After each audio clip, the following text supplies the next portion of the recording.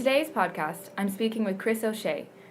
Chris has been helping online sellers understand the importance of VAT compliance when it comes to cross-border selling.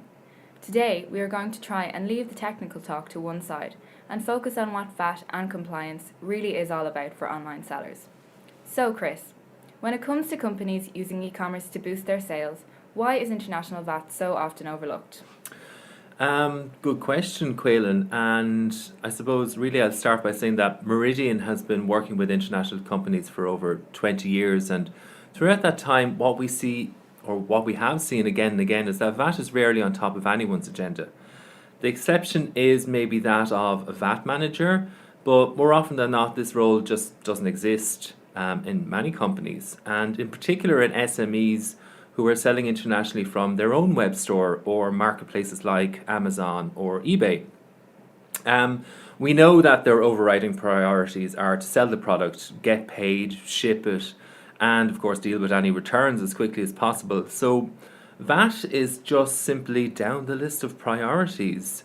And it's not like it's some big conspiracy or anything not to pay the VAT. It's just that VAT has fallen between the stools while other things are happening. But that's obviously a problem then. Yes, Quaylen, I'm afraid it is a problem. When it comes to companies who are selling products via the internet, we do see a few different types of sellers. There's the seller that doesn't realize that when they ship internationally, sometimes this means they need to charge VAT at a different rate. If, in particular, anybody in that company does think to ask the question, what VAT should be charged on that invoice, then at least the issue is being looked at. However, sellers are so busy responding to customers that they just don't get to think of the question, never mind answer it, and they just charge their local VAT. And then we also see the sellers that vaguely know that VAT is something that they should be looking after, but they've decided to put it on the long finger because in their mind it's too complicated. Okay, so what is the reality then? How much complication are we actually talking about? Well, I suppose nowadays with e-commerce and logistics, because they go hand in hand and with so much innovation in both of these areas, there is going to be a lot of complication and VAT implications. So instead of the question being what VAT should be charged on that particular invoice, things get a little bit more elaborate, and now it becomes what VAT should we charge on that invoice for the product being sold to a customer in another country, when the product is being delivered by a logistics partner whose warehouse is in the same country as the customer. So as you can tell, it's really not straightforward, and I can totally understand a company's discomfort in facing the whole topic of VAT and compliance head on. But companies that sell products to individuals in other countries via the internet, they really don't need to be experts on the topic of VAT. If they keep an eye on some high level items, then that will make life easier for them in the long run. And I suppose the big thing that a seller needs to find out is if they need to register for VAT in another country, that's the main thing, keeping an eye out as to whether they do actually need to register for VAT in another country.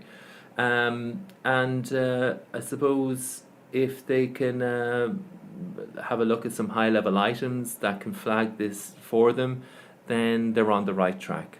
So what are these items that they need to monitor? Okay, well, the first thing that I'd advise is to track and know the value of sales into other countries.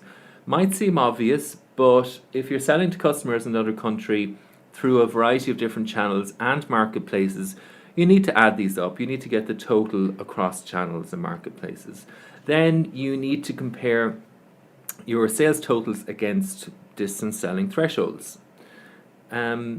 After that, another piece of advice is to know which countries your product is being delivered from and to.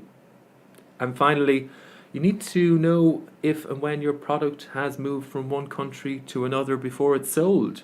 So this means knowing which warehouse or fulfillment center your product is actually in. Some good pointers there, Chris. What else would you advise sellers?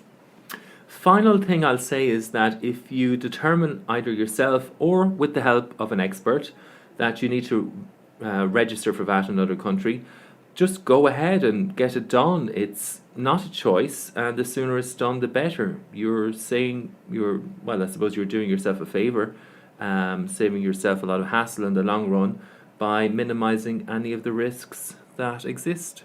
That's great advice, Chris. Thanks very much. We'll leave it here for today. There's lots of food for thought. In our next podcast, we'll talk to Chris a little more about these risks and what sellers can do to avoid them.